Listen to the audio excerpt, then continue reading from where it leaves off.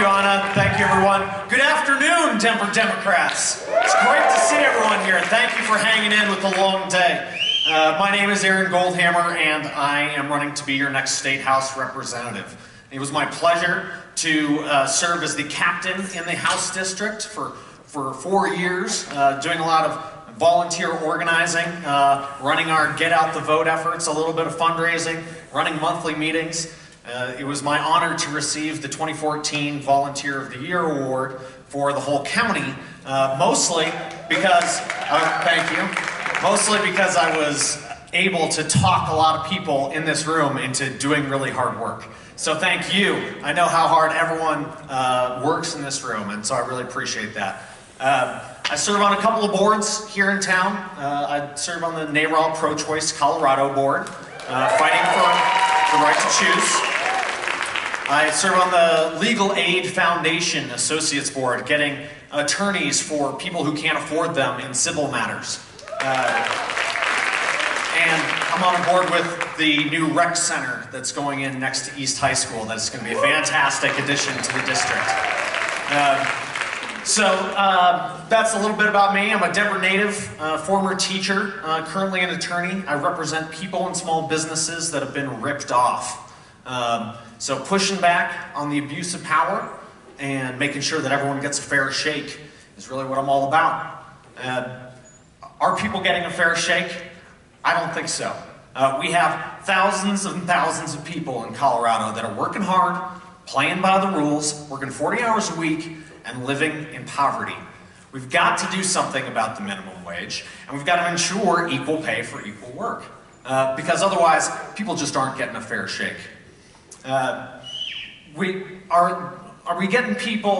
people getting a fair shake when we don't have access to affordable childcare or health care or housing? No, people are not getting a fair shake when that happens. People are not getting a fair shake when they're breathing dirty air or drinking dirty water because someone else is trying to make a buck.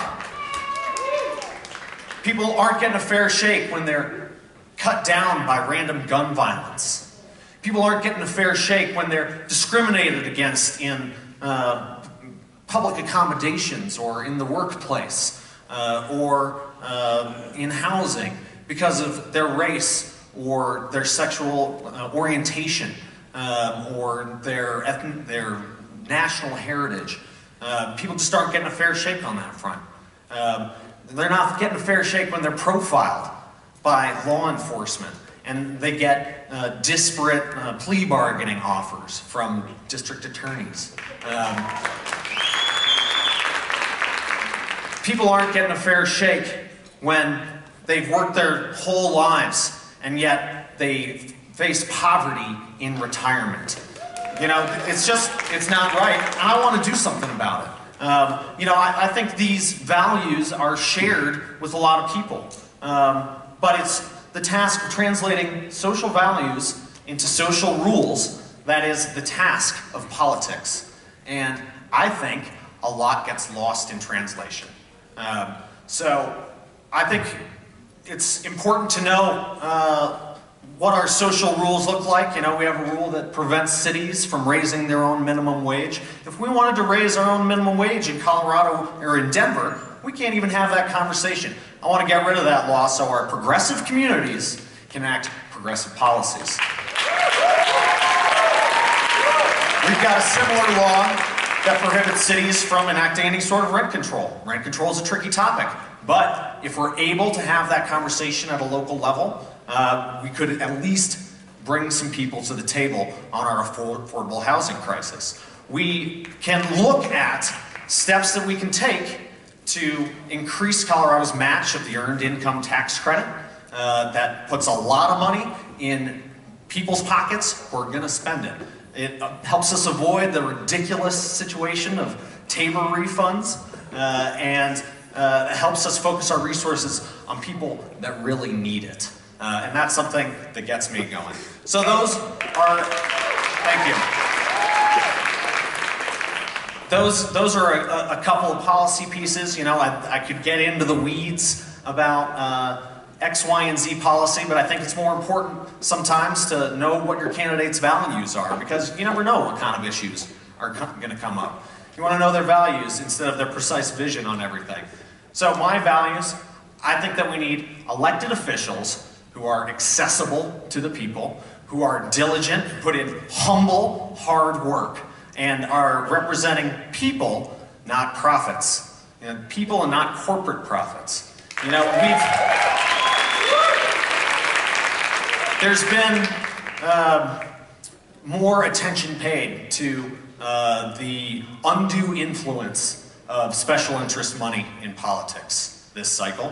And I'll tell you, I admit, I took $50 in PAC money from a mental health professionals PAC. That's it. I don't think, I hope that that is not going to unduly influence my decision making. There have been thousands and thousands and thousands of dollars in special interest money from insurance companies, developers, and tort reformers that support a lot of Republicans on the other side of my race. Is that going to be an undue influence on my competition? I don't know. But I tell you this, I can guarantee you that I am going to be standing up for people, not special interests. And I hope that you'll support me in my effort to get to the State House, because you need an elected official who cares more about advancing your careers than advancing their own. So, thank you so much. I really appreciate it. Aaron Goldhamer, thank you.